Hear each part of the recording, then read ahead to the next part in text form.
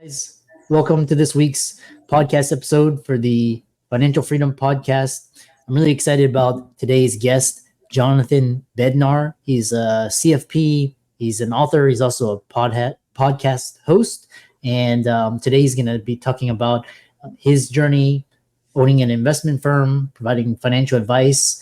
We'll also talk about his book as well as his podcast, What the Wealth, which is quite interesting. So, Jonathan, welcome. Thanks for having me, Chris. I appreciate this opportunity and look forward to spending some time with you today. Yeah. We connected through Podmatch, and tell the audience, introduce yourself and what you do, and we'll get into it. Absolutely. So my name is Jonathan Bednar. I'm a certified financial planner. I've been in the industry for 15 years. I co-own Paradigm Wealth Partners, which is based out of Knoxville, Tennessee. And then have this What the Wealth brand, which is kind of a way for me to just use my own authentic voice to communicate with people. I've published 2 books and host the podcast called What the Wealth. So, we spend a lot of our time helping people pursue financial freedom, retirement planning, all of those things. And having the books and the podcast is really an outlet for me to do more teaching and less selling. Yeah, I love that education. And so, talk about one thing is, you have like I said, financial planners. They're in this state of flux with the financial industry getting disrupted, and they have to reinvent themselves. I think eventually lawyers and doctors are going to have to do the same thing. So one thing is talking about is, how do you distinguish yourself, when all the financial advice is there? How do you add value, make a distinction, stand out? I think a lot of that's through just being authentically myself, and understanding that I will attract a certain tribe that want to work with me, and that's okay if I don't attract everybody. And giving not only potential clients perspective, but also and flexibility, but also giving myself that flexibility, which again kind of led me towards writing and authoring the podcast too, because I can only wrap my arms around so many people. But still, I want to be able to help kind of spread some news and the message of financial planning. So those other options gave me that ability. We specialize in helping career professionals. I believe everybody wants to retire at some point. That could be retire early. It could be work till you're 95. But usually people want to retire. I've yet to find someone that doesn't. But we spend a lot of time helping younger professionals, career professionals, sales executives, doctors, high earning professionals who really don't have the time and or the energy. It's not that they're not smart enough to do this. They're certainly capable of doing this on their own. But whether they're running their own practice or their own business or just spending time with their family, they don't want to do that. And so they've chosen to outsource it. And so, really that's where we spend time, the most. It's it's quite interesting, the way everything is going toward. And so one thing is talking about, you mentioned, most people want to retire. And what's interesting is, I was talking to some other and reading, and like this idea of reaching a certain number and then basically not doing anything is, what is your thoughts on as a advisor? Basically the idea is you reach a number and then basically you can, but people have to have purpose and passion. So how do you reconcile that? Yeah, I have a love-hate relationship with the whole FIRE concept. I think it's awesome in principle. I think in reality, as I talked about in my book and when I'm talking with people, we identify usually by our accomplishments. We're parents, we're students, we're police officers, we're teachers, we're advisors, we're doctors, we're a lot of times actually when we meet somebody, I'm Jonathan, I'm a certified financial planner. I own Paradigm Wealth Partners. And that actually usually leads the identity more than I'm Jonathan, I'm a dad and a husband. And so I think a lot of that is because it gives us purpose, it gives us fulfillment. And even if the certain job now doesn't, you always have the flexibility to move to a new career path. I'm a big believer in having community around you, and you can do that in the fire journey and find other people that want to pursue fire and have friendship. But I believe that we were created to act as a community, to use our brains, to work, to live. And the reality is, if we all just pursue fire, none of us have a job. I mean, we need people to work to provide food and to provide healthcare services and to provide teaching and childcare. So we actually need people to do all these things. Do I think it's good to have work-life balance and pursue your passions and do those things? Of course, but I think there's actually a greater sense of purpose and fulfillment that you get by continuing to work. And I actually think it causes you to live longer. There's less burnout. You can retire early and do all the things, and 2, 3, 4 years from now, you're kind of twiddling your thumbs. You've checked all the boxes. So I think one of the interesting things is Michael Kitces, a thought leader in the financial industry. I don't know if you've heard of him, but he's talked about for career professionals, younger people, kind of doing these mini retirement. So you work for 5 years, you take kind of a year sabbatical. You work for 5 years, you take a year sabbatical. And I think that's a more interesting way to me to think about retirement for younger people, because I think it still gives you flexibility, but it still gives you long-term purpose and fulfillment. Yeah, and actually, what's interesting is this fire movement and these mini retirements like Tim Ferriss talked about. You're kind of the first person to actually talk about that, because most CFPs, and they're kind of this 20% or 10%, 20% savings, index fund, all this stuff, and then like a 4% withdrawal rate, and that's kind of like the extent of their training. But this is kind of interesting. So when working with people, what is your number one mistake people make before retiring? A lot of times the biggest mistake is not taking on enough risk. And I'm actually finding more and more of this, where younger career professionals they'll be saving and they'll be investing, but they're not investing enough. They'll, as an example, I'll say, are you maxing out your 401k? And they say, yes, I'm getting a 4% match and I'm putting in 4%. That doesn't mean you're maxing out your 4. And so that's just one example. Another example, again, is, someone may be an aggressive saver, but they save the money at the bank or they buy CDs even in younger years. And so I believe there's 5 big retirement risks, but 2 of them are longevity and healthcare. And with technology and healthcare getting better by the day, we live into our 90s. And actually there's studies today that say, Gen Z will live into their hundreds. I haven't started to see that yet, although I've had some clients live there, but not at the same kind of lifestyle that they're predicting, younger generations to be. So people need to take more risk. You need to be actively invested. You might think your investments are comfortable, but if you're early in your retirement journey and you're still working and you're going to retire, 20, 30 years down the road, you need to be much more aggressive than probably you think you should be. Yeah. It's quite interesting because, with, I was talking, like, in most of the time I'm talking to entrepreneurs, and people in their 20s are more financially literate. They realize they have to start saving more and, avoiding consumer debt. And they were saying, with this inflation is now like 3%, and interest rates are like, 5%, maybe could be higher later. And S&P like is like 8%. It's probably less than that given all this volatility. And then so basically in NASDAQ is now 40% year up over the year. Talking about your aggressive, like, people have to start thinking, okay, forget the S&P, because over a 10-year period, and with all these like market drawdowns, if I get like 7%, 8% with inflation, and then I can put that money in a money market and get 5%, why would I put it in the S&P?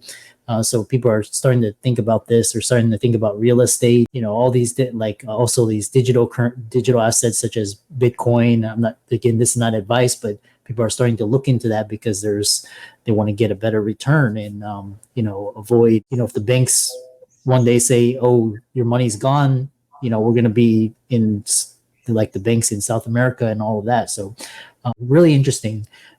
So the other question is talking about this. So that's one thing. And then one thing is talking about what are the big 5 risks to retirement. That's quite interesting. Risks to retirement. What do you mean? Yeah, this is from my second book, which is titled "What the Wealth: Identify Your Core Values, Reignite Your Dreams, and Combat the 5 Big Risks to Retirement," or the 5 big retirement risks. The 5 big risks are taxes, inflation, longevity, withdrawal strategy, which applies later on. If you're still a career professional, you're still working. The withdrawal doesn't impact you today, but it will at some point. And then probably the biggest risk of all is our behavior. Are you taking on enough risk? Are you too aggressive with not enough real strategy, just kind of willy-nilly? So those are the 5 big risks, and I think they're important. Again, whether you're 20 or 30 or you're 70 and 80, these risks are very real for everybody. Taxes back in the 40s were as high as 90%. The highest tax bracket today is 37. Incredibly high debt, $32 trillion in U.S. debt. And as the rates have risen over the past 12 months, we've seen the interest on that debt balloon. At one point, we had 45 workers for every Social Security recipient. Today, we have roughly 2.8 workers for every Social Security recipient, and that number is going down. There's a lot of risk that you need to be aware of. And if you're going to be an ostrich and bury your head in the sand, you may or may not make it.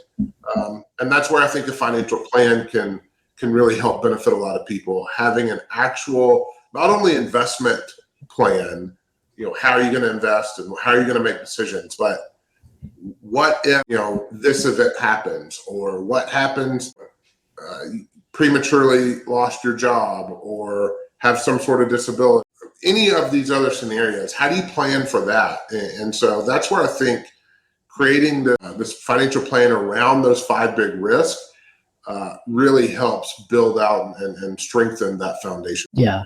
If 2020 wasn't a wake up call, it's like, everybody is SOL. It's on their own. You can't depend on Social Security before you could. Social Security is actually a Ponzi scheme. U.S. is broke. You can't depend on a job because, now everybody's freelancing and having multiple streams. And taxes are a waste of money. So it's quite, and then what's interesting is that, you talked about longevity, which is quite a really fascinating field. And I know a lot of entrepreneurs are looking into that, looking into like cloning themselves in artificial ease. And so that when they leave, there's going to be an AI version of them, or eventually it's kind of like the Matrix where we're plugged in. Kind of is like this virtual metaverse, which is sounds quite ridiculous, but it could happen. 30 years ago, I don't think people really would have thought there would be autonomous vehicles, and here we are today. They are very much real. Yeah. I think there's I just left an executive leadership symposium at UCLA about 60 days ago. And one of the professors there, Hal Hirschfield, was talking about, how we think about our future self and the limiting ability of really thinking essentially past the now. I mean, we can think some future, but the longer future goes, you might have a dream of retiring or owning a lake house or a beach house, whatever it is, but how you actually think about your future self is very, very difficult. And there's an interesting study. So yeah, it's kind of relates back to the stuff you just mentioned, or driverless vehicles, or just technology in general. It's pretty amazing, and it's only accelerating. Yeah.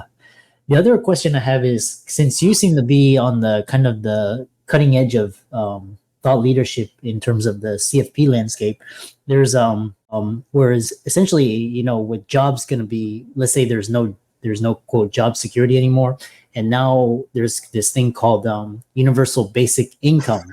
So I don't know if where your thoughts on that, if clients are starting to talk about that. What are your thoughts on that? Yeah, my clients aren't really asking about that at this point. I think as The people that say AI is a disruptor to every industry but their own, I think have some of their blinders on. I mean, I think AI can disrupt every industry, but I don't actually think it disrupts us to the point that our jobs go extinct. I kind of think back to the Industrial Revolution when tractors were really invented to help plow fields and make life easier. People thought, well, that's just going to kind of make us go extinct. The reality is it increased productivity. Back to what I was learning at that UCLA study, there was a conversation about this is not the leading professor that kind of led the group, but another one talking about AI, and he was talking about the potential disruption for radiologists and having AI read these scans. And there were some statistics where if the doctor read the scan only and if the AI read the scan only, but actually the best result was if AI and the doctor collectively read the scans, actually had the highest outcome. And I think that's what you'll see more of. I think you'll see companies and professionals, continue to evolve and use this AI.